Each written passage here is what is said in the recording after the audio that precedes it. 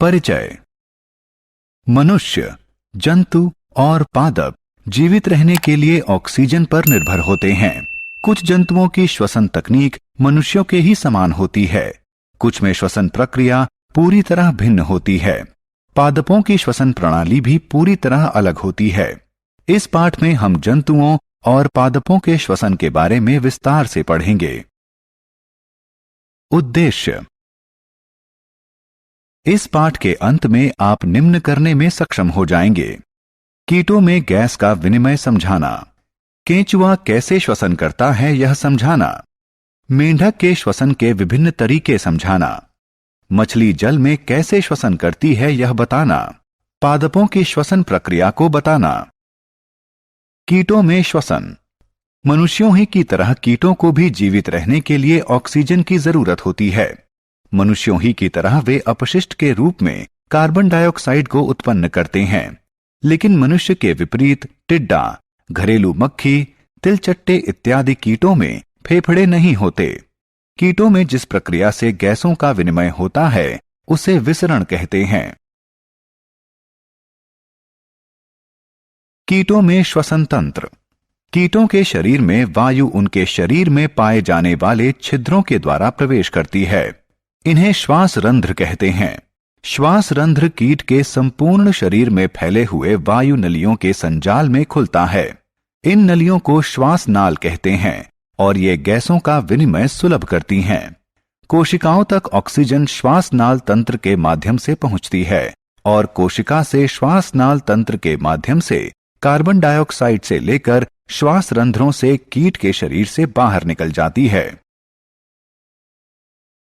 केंचुए में श्वसन। केंचुए जैसे कीटों में फेफड़े नहीं होते, न ही उनके पास नाक होती है। वे अपनी त्वचा से श्वसन करते हैं। वे वायु और मृदा से ऑक्सीजन ग्रहण करते हैं। जब ऑक्सीजन उनकी आर्द्र त्वचा के संपर्क में आती है तो यह विभक्त हो जाती है। यह छोटी छोटी रक्त वाहिनियों के माध्यम से ग्रहण होती है और पूरे शरीर में संचारण करती है।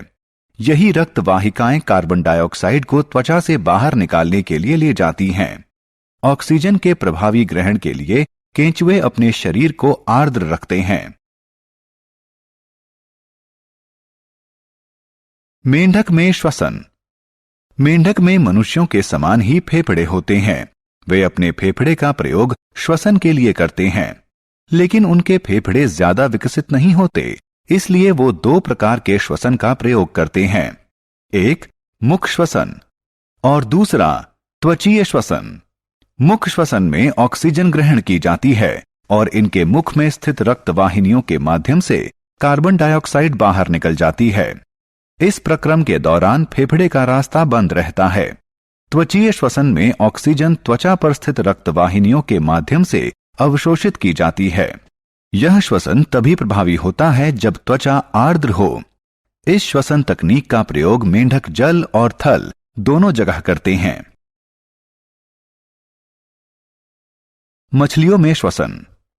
क्योंकि मछली एक जलीय जीव है, इसका श्वसन तंत्र थलीय जंतुओं से भिन्न होता है।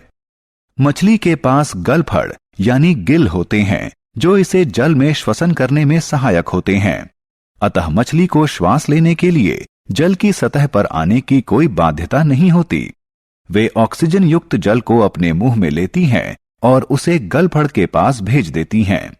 गलफड़ में रक्त वाहिनियां स्थित होती हैं जो ऑक्सीजन को ग्रहण कर लेती हैं और कार्बन डाइऑक्साइड को जल में त्याग देती हैं। ऑक्सीजन विहीन जल फिर गलफड़ के माध्यम से शरीर से निकाल दिया जाता है। पादप और श्वसन। पादपों में श्वसन दो रूपों में होता है। एक, जब पादप के रंध्र ऑक्सीजन ग्रहण करते हैं और कार्बन डाइऑक्साइड निर्मुक्त करते हैं। ये रंध्र पादप के संपूर्ण शरीर पर उपस्थित होते हैं, यहां तक कि जड़ों में भी। दूसरा, जब प्रकाश संश्लेषण होता है। श्वसन के इस रूप में पादप कार्बन डाइऑक्साइड ग्रहण करते हैं और ऑक्सीजन निर्मुक्त करते हैं।